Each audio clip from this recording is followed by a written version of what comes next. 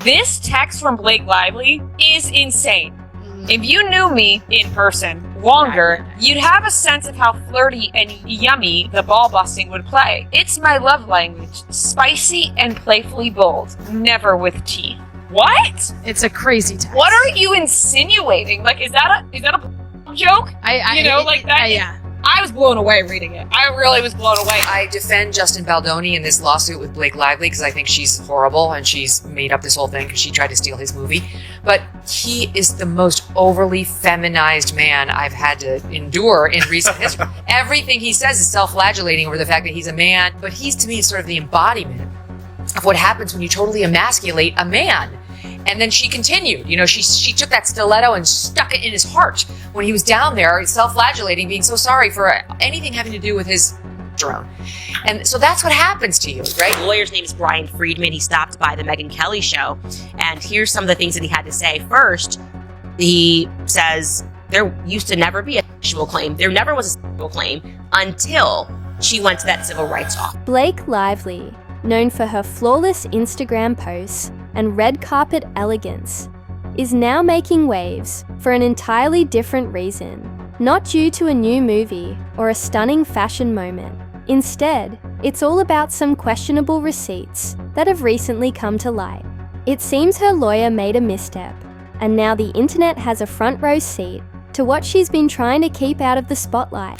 There was actually no allegation of harassment until the lawsuit was filed. But it just seems to me that the Team Lively side has been caught really quite flat-footed on this whole thing, and yet they're the plaintiffs. They're the ones who had all the time in the world to prepare this before they filed. So I know you've talked about this, but what is your view of that? Yeah, that's the thing that was the strangest to me, was she claims to have, had all of this ready, even when the initial New York Times article was published, right?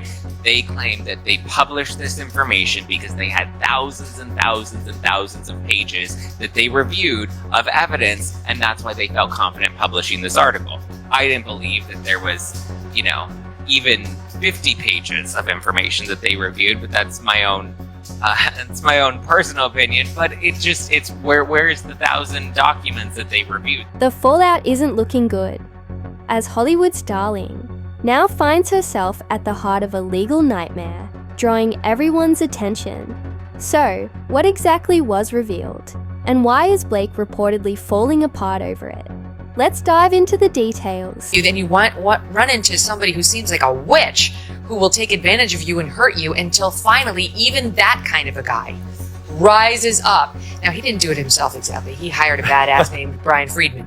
And he has badass women like me defending him. But slowly but surely, I think the male class is learning down on the floor, squirming and apologizing for being a man is not the... Let's be honest, Blake Lively isn't the type to find herself caught up in a scandal. She spent years crafting a brand centered around being effortlessly charming, fashion-forward, and drama-free. But now there are whispers, receipts, and a legal mess that even her flawless PR team can't seem to cover up. Blake Lively has filed to get out of this lawsuit, and this gets tricky because it applies to a new law in California that was actually enacted in January of 2024.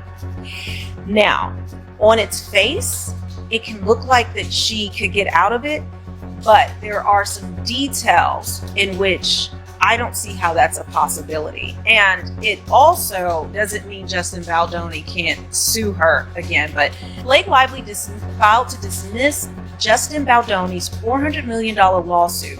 The move comes 2 days after her husband, Ryan Reynolds, asked the court to do the same. In the motion to dismiss, Lively's legal team cited a California law that protects individuals from retaliatory lawsuits if they report allegations of harassment or misconduct. If successful, Baldoni could be on the hook to cover Reynolds and Lively's legal fees.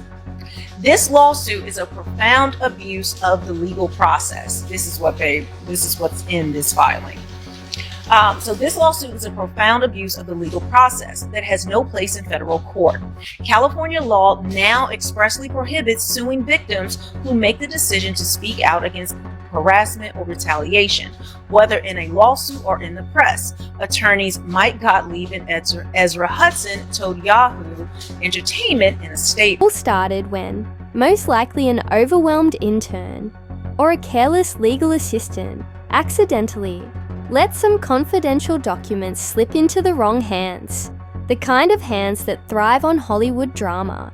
Within hours, those juicy details were everywhere, igniting a whirlwind of speculation. Suddenly, Blake's name was trending, but not because of a new film or a sweet family moment with Ryan Reynolds. This time, it was all about the shady business that just got exposed. This meritless and retaliatory lawsuit runs headfirst into 3 legal obstacles, including the litigation, fair report, and harassment privileges, the latter of which contains a mandatory fee-shifting provision that will require the likes of billionaire Steve Sarowitz, Wayfair Studios, and others that brought frivolous defamation claims against Ms. Lively to pay damages. Gottlieb and Hudson continued. In other words, in an epic self-own, the Wayfair party's attempt to sue Ms. Lively into oblivion has only created more liability for them, and deservedly so, given what they have done. And here's the twist. Her lawyer's mistake wasn't just a minor slip-up. It was the kind of blunder that sends legal teams into a panic. The receipts revealed alleged backroom deals, unpaid debts, and something even more intriguing. Whatever it was enough to push her team into full-blown damage control mode. Here is a text exchange between Blake Lively and Justin Baldoni during the filming of It Ends With Us. Hey Blake, did you rewrite Lily's lines for today's scene? Oh yeah, nothing big though, just a few changes that I think better portray Lily's thoughts. That's cool, I don't mind, I trust you. Could you just let me know next time in advance? I want as much of a woman's perspective as possible. So do your thing, I just want to be kept in the loop. So Ryle is reacting to the right lines when we film. Gotcha. Don't worry, you're still the director. No need to snap at me. So that passive-aggressive exchange was part of a text from May 15th, 2023, and then they sent each other voice memos. More things to come with this to see if the Blake Lively and Justin Baldoni lawsuits go to Hollywood thrives on scandal, and the internet sleuths were quick to start connecting the dots. Within minutes, theories were swirling. Was this tied to a past project gone wrong? A shady investment? Or dare we say it, something more personal? After all, let's not kid ourselves. Hollywood's A-list certainly has its fair share of hit. Lively's motion, which was obtained by Yahoo, slammed Baldoni's vengeful and rambling lawsuit. I mean, just reading this, it is like venom. It's so disgusting, especially with all the evidence that we know. And just the idea that someone can just claim harassment falsely, ruin someone's life, or falsely claim assault, ruin that person's life, and that person should just lie down and take it. There's nothing can be done about it. It's absolutely insane that this law, I understand why the law was done, but when you think about it, like, you can just, this is how people can get ahead. They can just threaten somebody and say, I will claim that you tried to sexually harass. Came the reaction, and it spoke volumes. Blake, who usually has the perfect response for everything, suddenly went completely silent. No clever Instagram posts. No playful exchanges with Ryan Reynolds. Just pure radio silence.